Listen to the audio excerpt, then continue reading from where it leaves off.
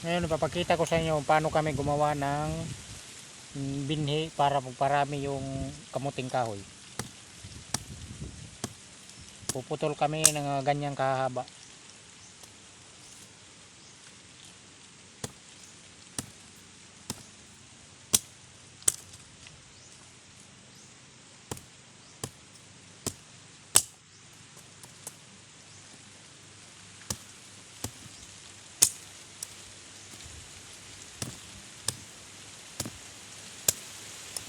Ganyan kami magtanim ng kamuting kahoy. Bilanghoy yung local name namin.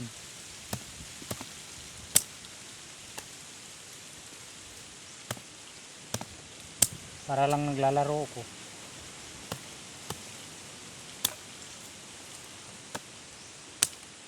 Pero pagkatapos ng 5 buwan nito, may makukuha na. Pwede rin ganito para madali.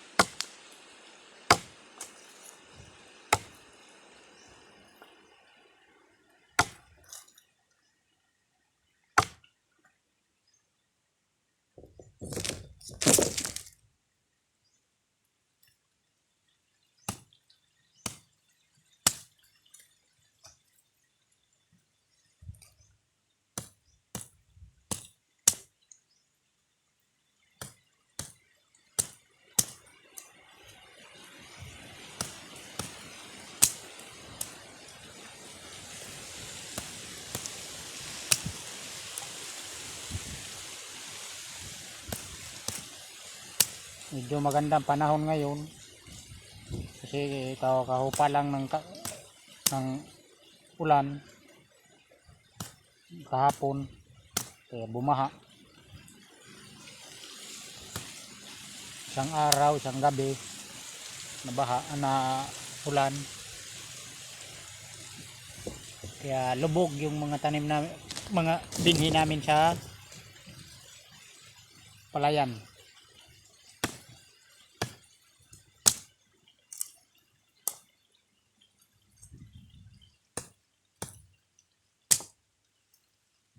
Kaya kailangan may bakang pwedeng pagkakitaan dito.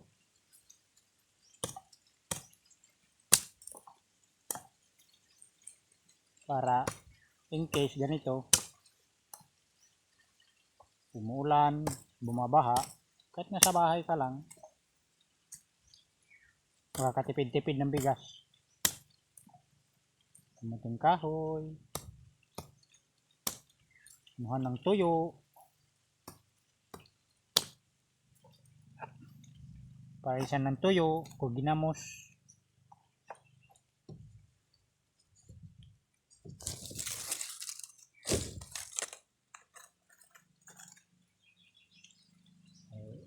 Pinanganak kaming ganito.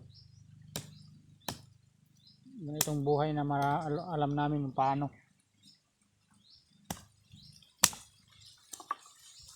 Hindi kami nakakahiya.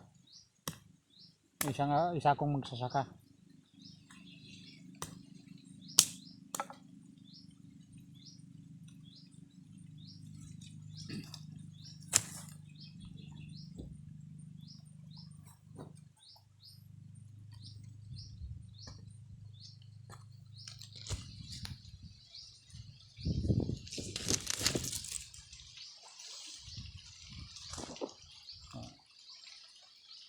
Para lang akong naglalaro.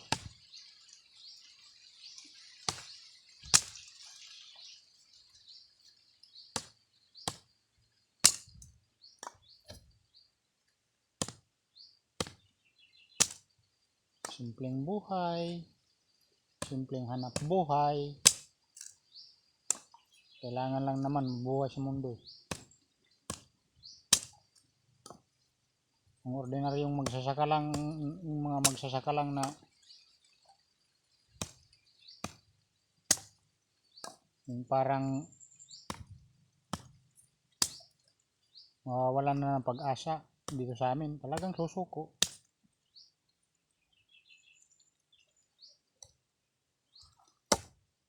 Ilang beses na kaming nabahaan ng binhi.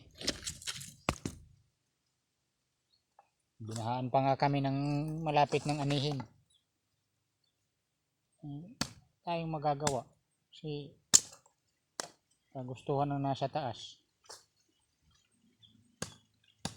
ayaw pa niyang ibigay. Kung nagbigay naman siya ng biyaya, tiba-tiba naman.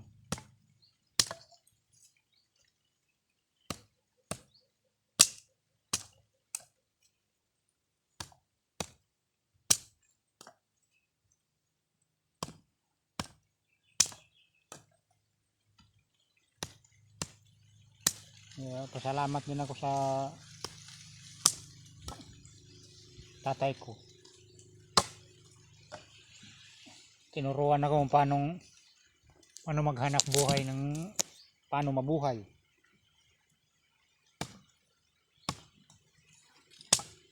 Ang ganito.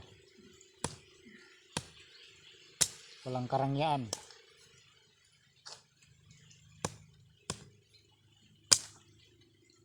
Kontento na kung ano nasa harapan.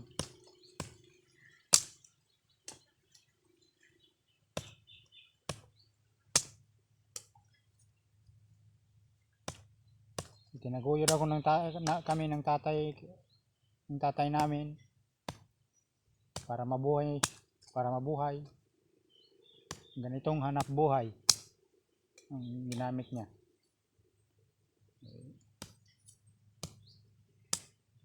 Ito din ang ibubuhay ko sa pamilya ko.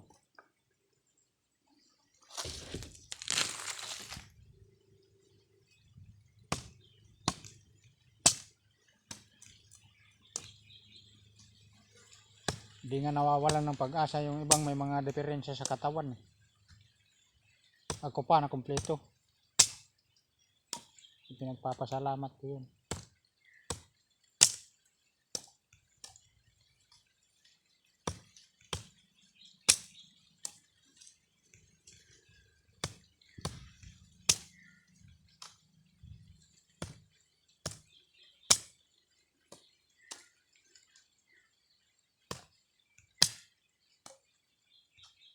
Yung mga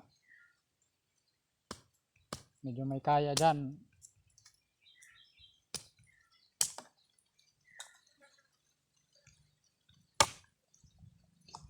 kayang gastusan yung mga pagsasaka nila. Wag ho kayong susuko. Marami kayong mapagkukunan.